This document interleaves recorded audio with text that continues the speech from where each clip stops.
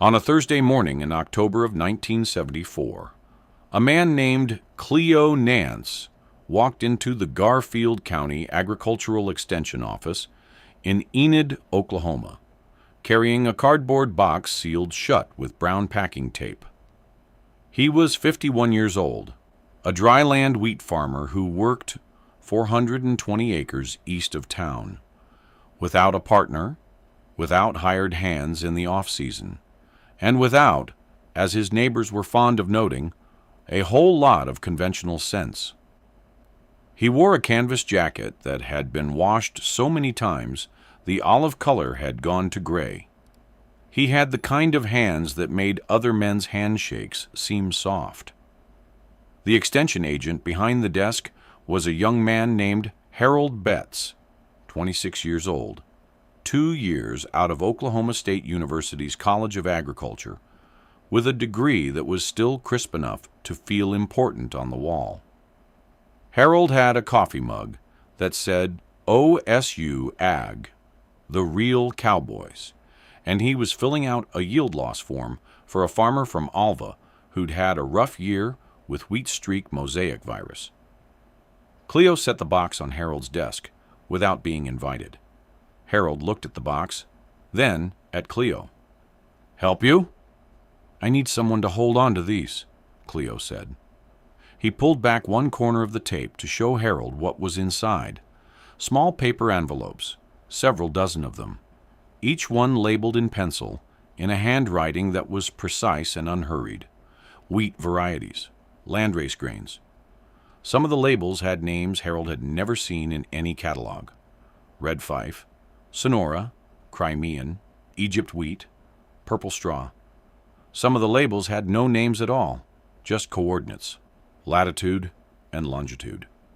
Harold looked at the envelopes for a moment. He was polite enough not to laugh, but his expression was the kind of expression a young professional wears when he is trying to find a tactful way to say, "This is not something I can help you with." "Mr. Nance," he said carefully, "these are these heritage varieties?" "Some of them.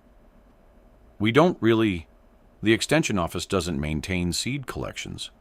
That's more of a university function." "I know that," Cleo said. "I'm not asking you to catalog them. I'm asking you to keep them cold." Harold said he'd have to check with his supervisor. Cleo left the box on the desk and walked back out into the October morning, where the sky over the Oklahoma Panhandle was the kind of hard blue that looks like it was painted over something darker.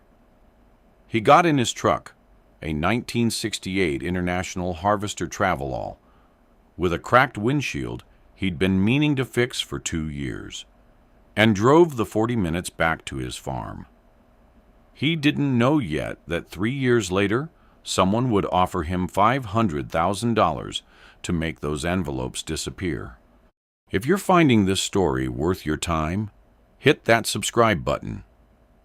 There's a lot more where this came from. To understand what Cleo Nance was doing with those envelopes, you have to understand what American wheat farming looked like in 1974, and why it looked that way, and why almost no one in the entire state of Oklahoma thought anything was wrong with it.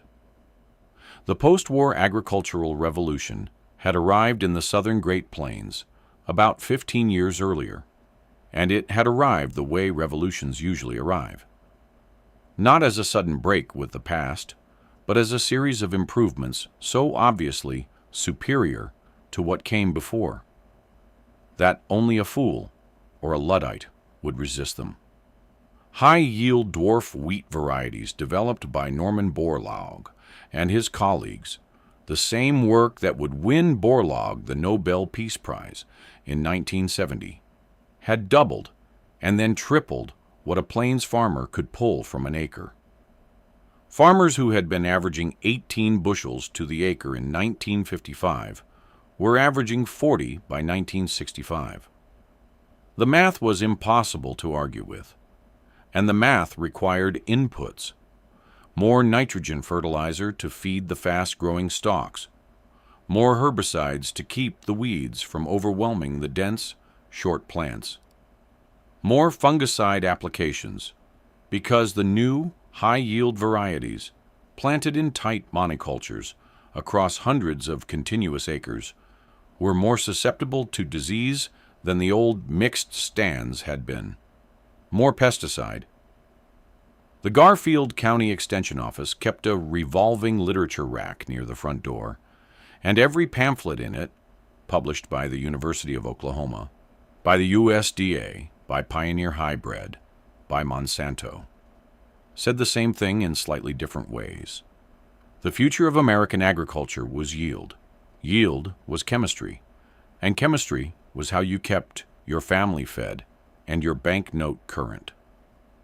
By 1970, the average Garfield County wheat farmer was spending $480 per 100 acres on purchased inputs: seed, fertilizer, herbicide, pesticide, and the number climbed every year.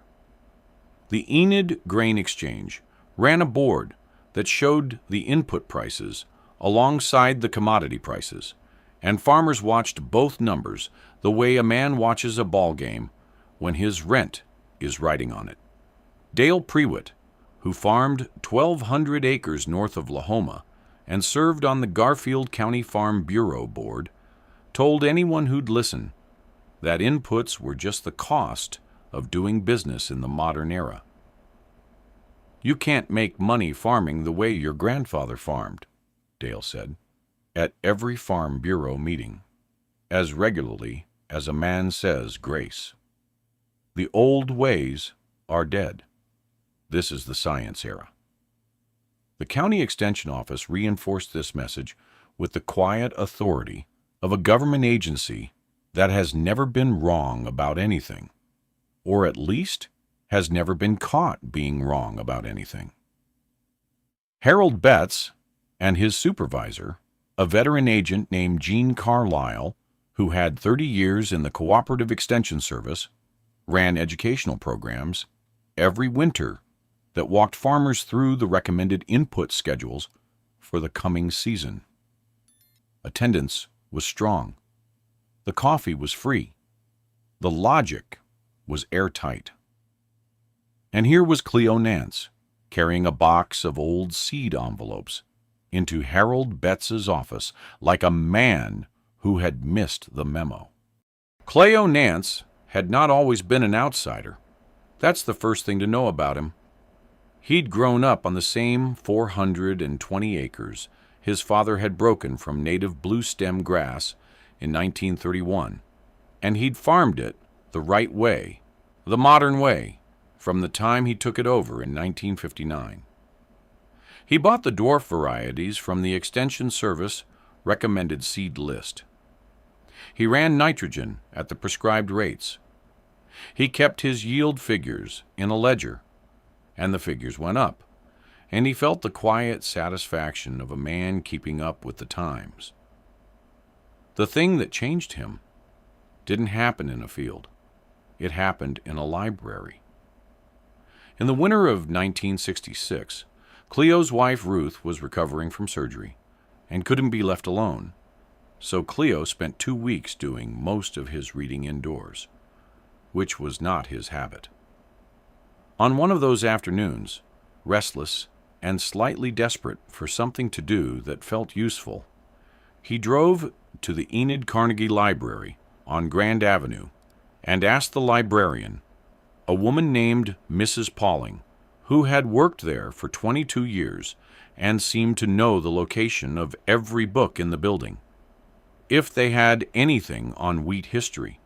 Not wheat farming, wheat history. Mrs. Pauling looked at him over her reading glasses for a moment, then walked him to a section near the back and pulled 3 books. One of them was a 1936 USDA bulletin on heritage grain varieties of the Great Plains. One was a translated monograph from a Soviet agricultural journal.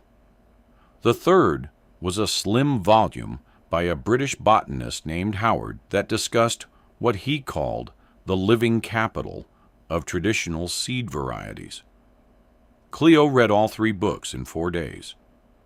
Then he ordered 7 more, through interlibrary loan. What he was reading about, what began to obsess him in that cold Oklahoma winter, was the concept of genetic diversity in seed stock. The new high-yield varieties were extraordinary. He wasn't denying that, but they were extraordinary the way a thoroughbred racehorse is extraordinary. Bred for one narrow performance under ideal conditions, with all the robustness of the original animal traded away for speed. The old land race wheats, the Red Fife, the Turkey Red, the Sonora, the strains that Ukrainian immigrants had brought in their coat pockets to Kansas in the 1870s, weren't as productive. But they were tough. They tolerated drought. They tolerated cold snaps. They came back. And they carried, in their genetics, the record of 10,000 years of adaptation to everything the climate had ever thrown at wheat-growing people. Cleo's one limitation, the thing that almost stopped him, was money. Collecting and storing seed varieties costs nothing if you're doing it on a small scale, but testing them, keeping them viable across decades, maintaining grow-out plots alongside your commercial operation, all of that costs time you don't have, and acres you can't spare when you're farming 420 acres alone. By 1971, he'd built his collection to 63 varieties. He'd spent $1,100 of his own money doing it. Ruth thought he'd lost his mind, and she said so, with the particular candor of a woman who has been married to a stubborn man long enough to know that candor is the only tool that sometimes works. He kept at it anyway. He wasn't trying to prove anything. He was trying to ensure something. He had the farmer's instinct, not the scientific training, not the policy vocabulary, just the bone-deep instinct that the thing you can't replace is the thing you should never let disappear. He just didn't know yet how right he was, or how soon he'd find out. Cleo's story is really just getting started. Subscribe so you don't miss where this goes. Here is the problem Cleo Nance had identified, even if he didn't yet have a name for it. Think about a bank.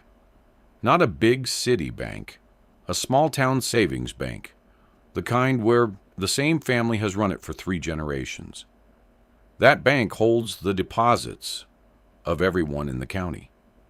Now imagine that one day, the bank's management decides to convert all those individual accounts into a single consolidated fund, because one fund is more efficient than 100 separate accounts. The math works out. The interest is better. The overhead is lower. Everyone wins. Until the building catches fire.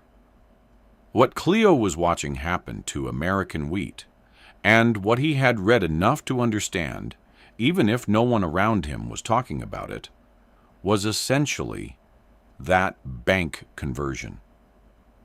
For 10,000 years, farmers across the world had been growing hundreds of distinct wheat varieties, each one adapted to slightly different conditions, each one carrying slightly different resistance to slightly different threats. Some varieties were susceptible to a rust fungus that other varieties shrugged off. Some wilted in late frosts that others survived easily.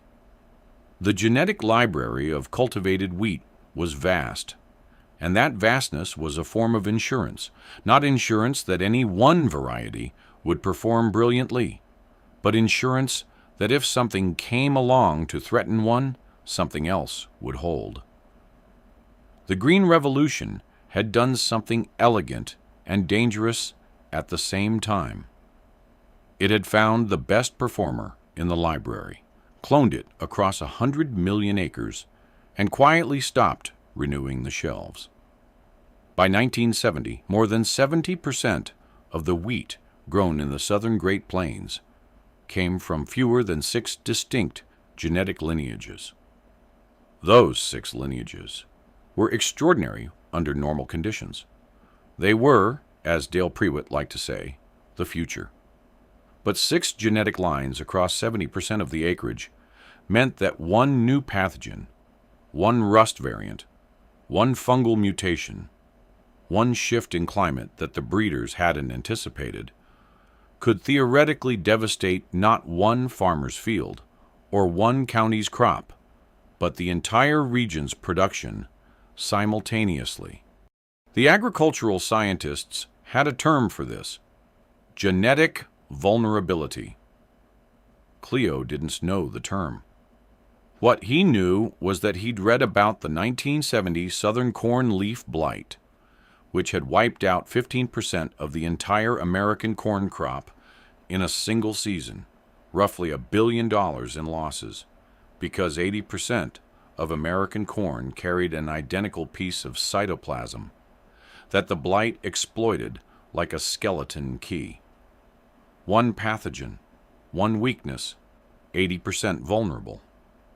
The blight had spread from Florida to Canada in one growing season, moving faster than anyone had thought possible, and it had moved so fast precisely because every field it entered was essentially the same field. The genetic narrowing was still happening in wheat.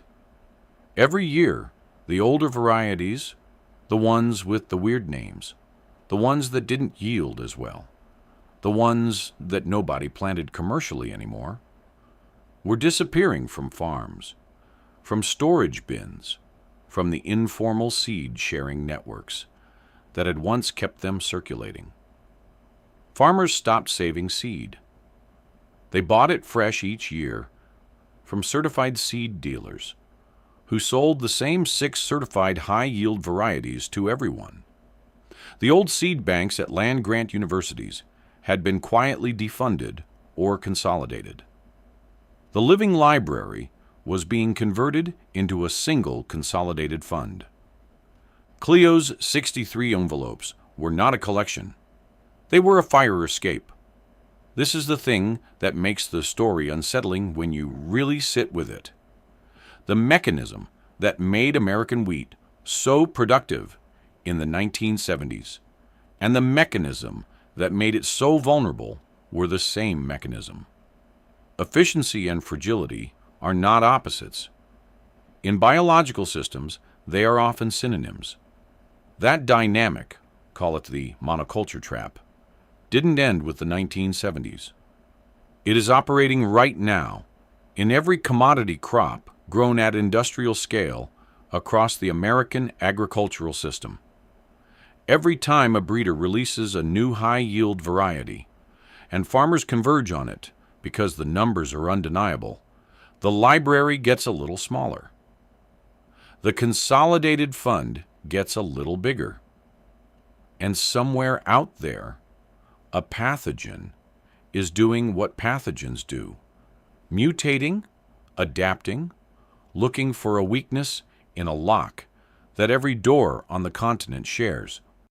The coffee shop in Enid, where the Garfield County farmers gathered on winter mornings, was called Merle's on Randolph Avenue, and it had a counter with 9 stools and 4 tables and a pie case that was usually down to lemon meringue by 8 o'clock.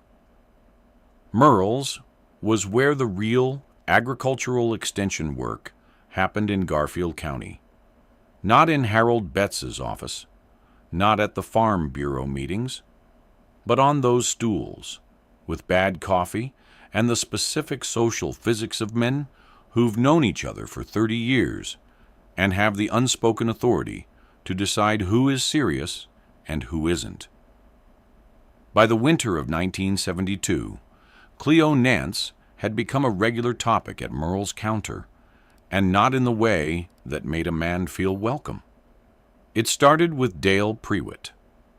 Dale had heard, through the ordinary channels of small-town information, that Cleo was spending money, real money, planting season money, on grow-out plots for old wheat varieties that nobody had planted commercially since before the war. Dale brought this up at the counter one morning in January, in the tone he used for anything he found professionally baffling. "Man's running heritage plots on 40 acres of his best ground," Dale said, shaking his head in the way of a man who has just watched someone set fire to a stack of cash. "Says he's keeping the genetic library open, whatever that means." The laughter was not cruel. It was the laughter of reasonable men, confronting something that sounded unreasonable. Cleo was sitting 2 stools down. Bill Harrington, who farmed 600 acres near Lahoma and had been named Garfield County Wheat Farmer of the Year in 1969, leaned back on his stool and said, in the flat, patient tone he reserved for lost causes, "Cleo, I respect you, I do, but you're spending good money to grow wheat that won't yield, from seed that nobody wants, on ground that could be earning you 40 bushels. You want to tell me the economics of that?" Cleo said, "Insurance." Bill said, "I buy insurance from State Farm. They don't make me grow it myself." The table laughed. Cleo didn't answer. He finished his coffee and left, and that was the pattern for the next 3 years. The jokes, the gentle contempt, the recurring consensus at Merle's counter that Cleo Nance was smart enough on most things, but had developed a peculiar blind spot somewhere around 1966.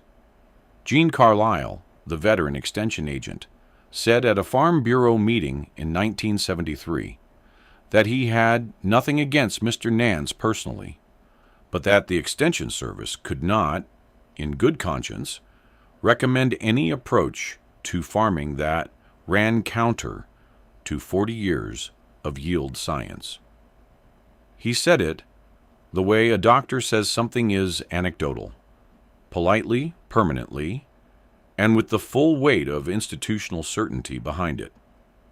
Cleo heard about what Carlisle had said. Everyone in the county heard about it. These things always get back. There was one night, he told Ruth about it once, and only once, in February of 1973, when he sat at the kitchen table after she'd gone to bed and looked at his ledger and did the math himself. 40 acres at 40 bushels, at current prices, minus inputs. He had turned down roughly $8,000 in revenue over 3 years to maintain those grow-out plots. $8,000 was a new tractor, or 2 years of payments, or Ruth's surgery with money left over. He sat with that number for a long time. Then he closed the ledger and went to bed. The next morning he was back in the grow-out plots before sunrise, checking the winter wheat for heaving damage, the same as any other morning. If Cleo's stubbornness is speaking to you right now, share this with someone who needs to hear it, and subscribe while you're at it. In the late winter of 1976, wheat streak mosaic virus arrived in Garfield County in a way that no one had seen before. The virus itself wasn't new. It had been a periodic nuisance in Oklahoma wheat for decades, carried by the wheat curl mite, a creature so small you couldn't see it without magnification. In most years, a field with streak mosaic lost 5 to 10% of its yield. An annoyance, manageable, the kind of thing you factored into your projections and moved on. But the 1976 strain and the plant pathologists at Oklahoma State University would spend the next 18 months arguing about whether it was a new strain or a new set of environmental conditions or simply a threshold effect from years of continuous monoculture. Moved through the county's high-yield wheat stands the way fire moves through dry grass when the wind comes up. By March, the evidence was visible from the road. Entire fields that should have been showing the dense green carpet of winter wheat coming out of dormancy were showing yellow, stunted, streaked growth. Not streaks, in one corner, entire fields. Harold Betts drove out to look at 3 farms in the first week of March and called his supervisor from a payphone at a grain elevator on Highway 412 because he didn't want to say what he was seeing over the radio. Dale Prewitt lost 400 acres. 400 acres of his best ground, his most productive ground, the ground he'd been farming with the certified high-yield seed he'd bought from the same dealer for 9 years, gone to streak mosaic in a single season. Dale stood in his field in early April, the kind of Oklahoma April morning that is cold before sunrise and warm by 8 and smells of turned earth and coming rain, and looked at plants that would never head out, never make grain, never earn $1. He was 53 years old, and he had never lost a field like this. He had, in 30 years of farming, never seen anything hit so fast and so uniformly. The Extension Office had no answer.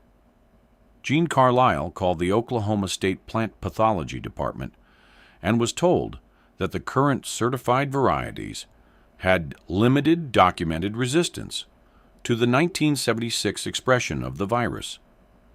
He drove out and walked the fields with farmers and told them the truth, which was that he did not know what had caused the severity of the outbreak, and he did not have a clear recommendation for the coming season.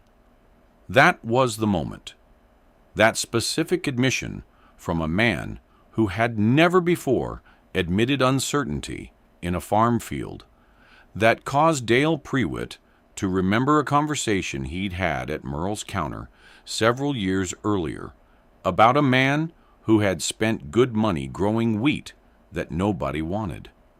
It was the 3rd week of April when Dale Prewitt drove east of town to Cleo Nance's farm. He pulled into the dirt lane and stopped the truck. And what he saw from that lane, what stopped him before he even got out of the cab, was the fence line along the county road that separated Cleo's ground from the neighboring farm. On the north side of that fence, the neighboring farm's certified high-yield wheat planted the same seed everyone used, yellow and stunted and finished. On the south side of Cleo's fence line, a patchwork of grow-out plots in varying shades of green, some performing worse than the commercial varieties, some performing the same, and 2 plots, anchored by a Turkish landrace variety, and something Cleo had labeled only, with coordinates from a letter he'd received from a seed library in Bozeman, Montana, that were standing completely untouched, full green, full height, alive.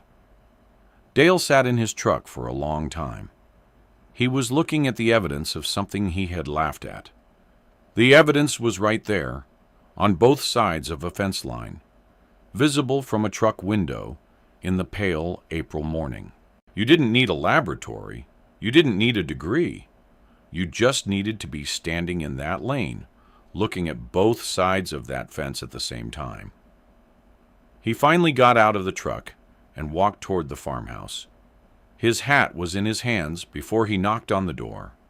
Cleo was at the kitchen table when Dale knocked, eating a late breakfast and reading a seed catalog that had come in the previous day's mail. Ruth answered the door, and when she saw Dale Prewitt standing on the porch with his hat in his hands, she called for Cleo, in a voice that didn't need any further explanation.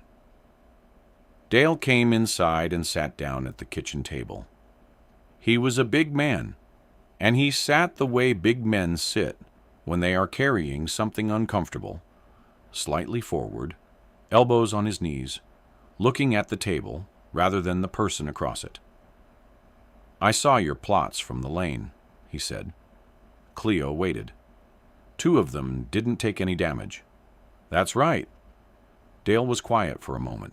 Then he said, I need to understand what you've been doing out here. Cleo got up and went to the back room, the room Ruth called his study and that Cleo called the mess, and came back with a ledger and 3 3-ring binders and a shoebox of index cards and set all of it on the table in front of Dale Prewitt. He opened the first binder to a page near the beginning, a hand-drawn chart showing the performance metrics of 63 varieties across 8 growing seasons, annotated in the same unhurried pencil handwriting that was on the envelopes in the Extension Office's cold storage. The Turkish landrace is called Horasani, Cleo said. Old variety, pre-1920 documentation. I got 4 envelopes of it from a collection at Montana State in 1969 and grew it out 4 seasons before I had enough to run a proper comparison plot. The coordinates variety, I still don't have a proper name for it, came from a man in Nebraska who got it from a man in Turkey who got it from somewhere in the Caucasus. I don't know exactly what it is. I know it's not susceptible to the 1976 expression. Dale looked at the charts. He was a man who understood numbers, and the numbers in those binders were saying something that every pamphlet from the Extension Office had not prepared him to hear. How much seed do you have? Dale asked. Enough to plant about 30 acres of each, maybe 40 of the Horasani. I lost 400 acres. I know. The silence that followed lasted about 10 seconds. Then Cleo said, I'll share what I have. I've been waiting for someone to ask. He didn't say I told you so. He didn't say you should have listened. He didn't make Dale acknowledge anything he wasn't ready to acknowledge. He got up and pulled a jar off the shelf, a mason jar full of Horasani wheat seed, the kernels fat and amber, and set it on the table between them, like a man setting down something that has been waiting a long time to be useful. Word spread the way word spreads in Garfield County, at Merle's counter, at the grain elevator, at the First Methodist parking lot after Sunday services. By early May, 14 farmers had come to Cleo's kitchen table. By the end of the month, 31. He shared seed from every envelope that had enough to divide. He drew diagrams on notebook paper showing the grow-out process and the comparative performance data. He answered every question without impatience, even when the questions came from men who had spent years making jokes about him at Merle's counter. Bill Harrington came on a Tuesday afternoon and sat at that table for 2 hours. When he got up to leave, he said, I owe you something. Cleo said, plant what I gave you and save seed for the next man.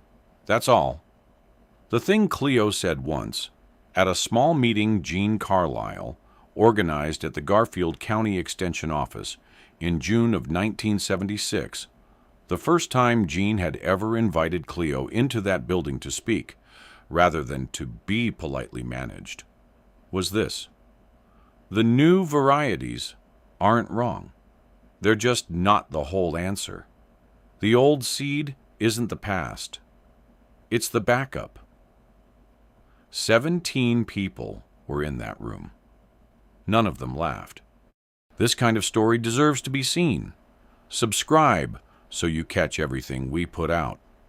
In the spring of 1977, a representative from a consortium of agricultural companies. He flew into Oklahoma City and drove a rental car to Enid, and he wore a suit that cost more than Cleo's last truck payment. Came to that same farmhouse on the East Road and offered Cleo Nance $500,000 for his collection, not to use it, to acquire it. The distinction was explained in careful language that amounted, when you stripped away the careful language, to this: the collection would be transferred to a private holding facility, cataloged and made available for proprietary breeding programs on an exclusive basis. The envelopes in the Extension Office's cold storage, the grow-out plots, the binders of performance data, all of it would pass into private ownership and, by the terms of the proposed agreement, out of circulation. Cleo listened to the offer all the way to the end. He thanked the man for coming. He said no. He said it the way he said everything, without drama, without a speech, without explaining himself more than necessary. No. The representative left. Cleo went back out to the grow-out plots. He spent the next 11 years expanding the collection to 241 varieties, corresponding with seed libraries and university gene banks in a dozen countries, and sharing freely with any farmer in the southern Great Plains who came to him. In 1983, Oklahoma State University established a formal heritage wheat collection and credited Cleo's private work as the foundation of their initial holdings, though his name appeared in the acknowledgments rather than on the building, which is how these things usually go.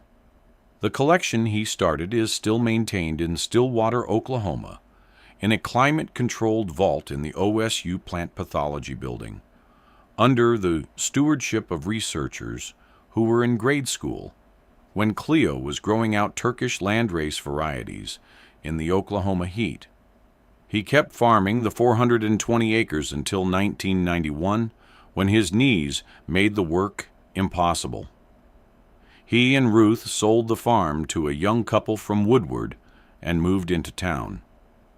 He spent his last years reading, mostly history, seeds, the intersection of the two, and was known at the Enid Library as a man who requested books through interlibrary loan with the frequency and range of a graduate student.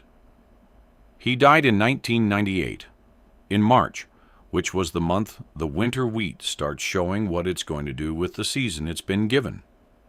His obituary in the Enid Morning News described him as a farmer and a conservationist, which is accurate as far as it goes. It does not mention the $500,000 he turned down, or the years of coffee shop ridicule, or the 2 plots of green wheat standing behind a fence line in April of 1976, while everything on the other side turned yellow and fell silent. But if you drive to Garfield County today, if you go to Stillwater and ask anyone at the OSU Plant Pathology Department about the heritage wheat collection, or if you talk to enough older farmers in the county who were around in the late 1970s, you will hear his name. Not often, not with monuments, but you'll hear it, the way you hear the name of anyone who did something that still matters, said it quietly, and went back to work. Here is what I want you to think about when this video ends. Every generation has its version of Cleo Nance, the person who is not a genius, not a rebel, just someone who paid attention to the right thing at the wrong time, who held on to something the mainstream had decided to discard, who kept working through years of polite contempt without requiring anyone to acknowledge what they were doing or why. Most of the time, we don't notice these people until the crisis arrives. We don't go looking for the man with the envelopes until the field turns yellow. And then we drive out with our hat in our hands, and we hope he answered the door. The library is always worth keeping open. If this story stayed with you, share it with someone and subscribe. There are more stories like this one waiting.